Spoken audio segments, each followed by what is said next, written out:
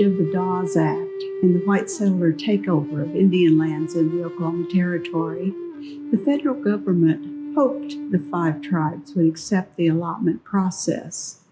The Creek Nation and the remaining tribes refused.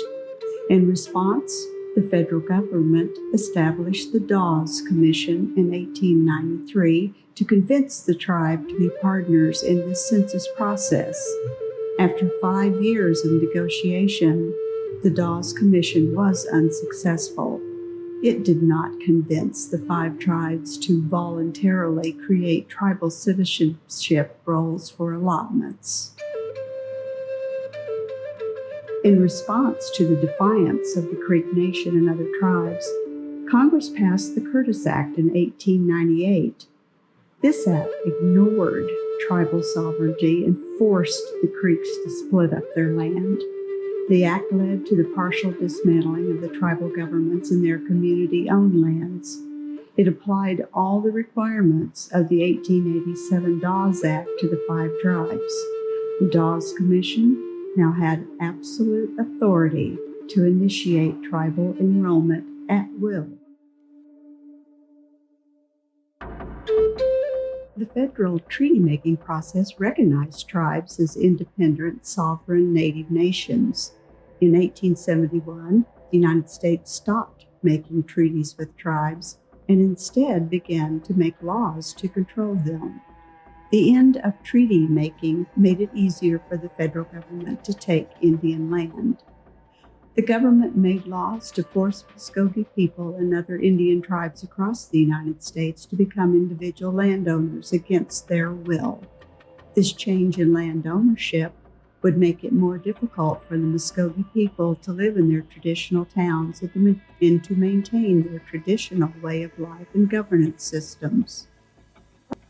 Passed in 1887, the Dawes Act began the process of forcing Indian people to accept land ownership by assigning them single plots of land called allotments. Any surplus land was purchased for pennies on the dollar and opened for non-Indian settlement. Under the Act, tribal members could receive allotments in return for abolishing their tribal governments and recognizing federal laws. Tribal members first had to apply and receive approval by the federal government. The head of each Indian family received 160 acres, which would be held in trust by the federal government for 25 years.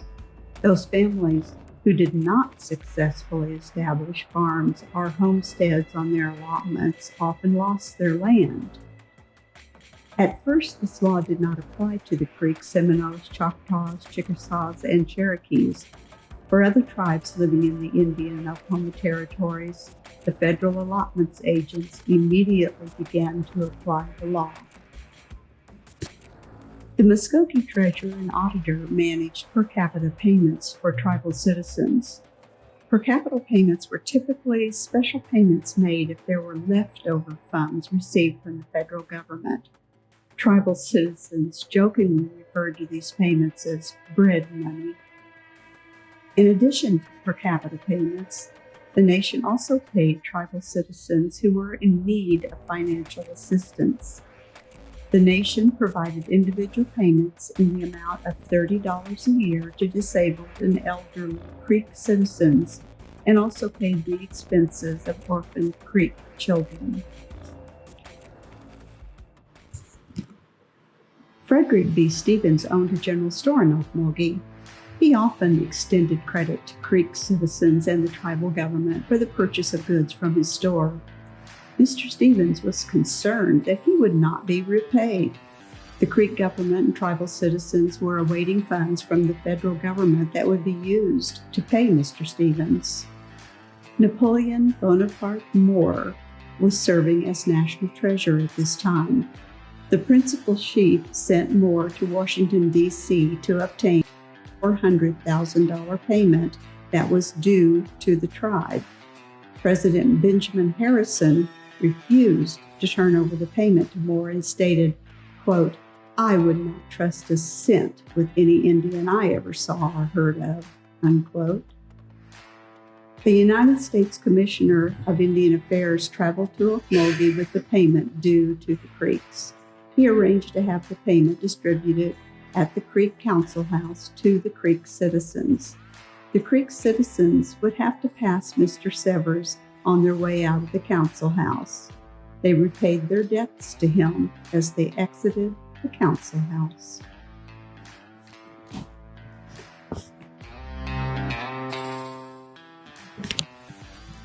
In response to the forced ending of tribal governments, the 5 civilized tribes in Indian Territory proposed to create a state separate from Oklahoma Territory as a means to keep control of their lands. The members of the 5 civilized tribes met in Muscogee at the Sequoia National Convention in 1905.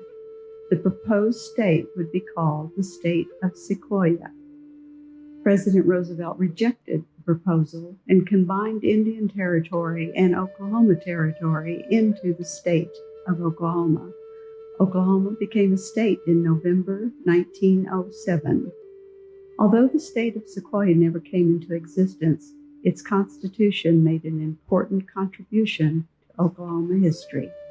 The United States created the Okmulgee Council as a part of the Reconstruction treaties between tribes in Indian Territory and the United States government.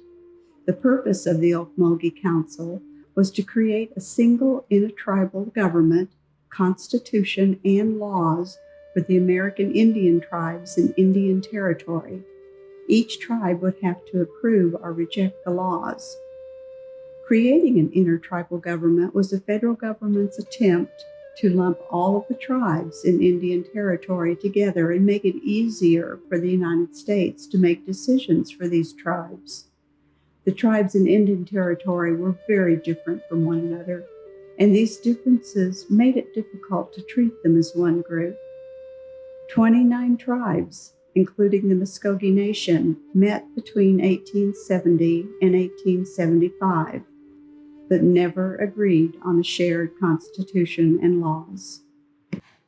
The Muscogee Nation's 1867 Constitution required a site to be located for the tribe's new national capital.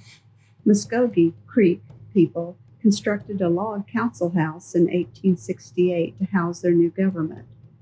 Following the passage of several federal laws in the late 1800s, the U.S. government took control of all Muscogee tribal buildings and schools in Indian Territory. The Muscogee Creek Nation was forced to move out of the council house in 1907. It was eventually sold to the city of Okmulgee in 1919. In 2010, the Muscogee Creek Nation purchased the Creek Council House from the city of Okmulgee. Non-Indian-owned businesses and homesteads within the Creek Nation often illegally use the nation's natural resources. In response, the National Council began passing laws to protect tribal land and resources. Non-Indian offenders were to be reported to the United States authorities and removed from the Creek Nation. Their illegally obtained materials could be taken and sold for the benefit of the Creek Nation. The Creek Nation had plentiful and valuable timber resources. Non-Indian settlers and non-Indian businesses often took Creek timber without asking permission. The railroad companies were among the worst offenders. Railroad lines required lumber. Train tracks used about 2,700 railroad ties per mile. The wooden ties were often obtained from Creek timberlands without consent or proper payment. Terms of the Civil War Reconstruction Treaty took Muscogee lands for the building of 2 railroad lines across the Creek Nation. Right-of-ways were granted for 1 north-south and 1 east-west railroad. For the construction of these railroads, the Creek Nation had to sell strips of land up to 6 miles wide. As railroads pushed into the Creek Nation, non-Indians followed. The railroad companies and non-Indian settlers wanted to own the land, and they created a cultural and economic problems. Creek civil and criminal law applied only to Creek citizens. Non-Indians and other tribal people could not be arrested or punished for breaking creek laws.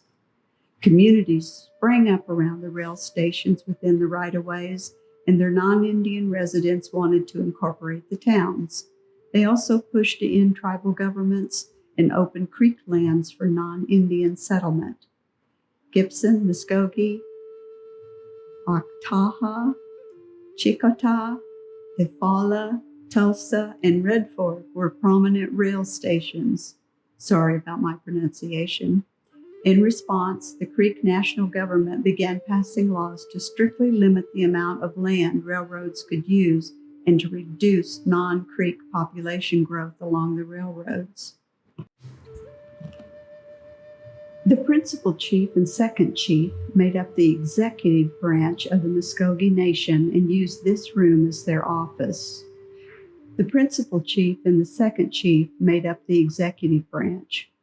Qualified candidates for chief and second chief had to be Muscogee Nation citizens and were required to be at least 30 years old. Chiefs served 4-year terms and were elected by Creek males over the age of 18. The principal chief was the head of the Muscogee Nation. The executive branch oversaw daily government matters and was responsible for the execution of laws set forth in the Constitution. The chief attended yearly national council meetings and played an important role in lawmaking process. Any bill that had been passed by the National Council would be sent to the chief for approval or rejection. Additionally, the chief represented the Muscogee Nation in communication with all outsiders, including the United States government and other Native American tribal leaders. If the principal chief was unable to perform his duties, the second chief took his place. On April 3, 1894, federal government representatives from the Dawes Commission addressed over 2,000 Muscogee men from the south veranda of the council house. They spoke about a law known as the Dawes Act that would change land ownership. Muscogee citizens own land communally, but the new law would divide the land, assign it to individual Muscogee citizens, and give away the rest to non-Indian people. The 2,000 Muscogeans voted unanimously that day to reject the Dawes Act. Chief Legos Perryman issued a message to the National Council. He summarized how the federal government might react if the Muscogee Nation opposed the Dawes Act. How do you think the federal government responded?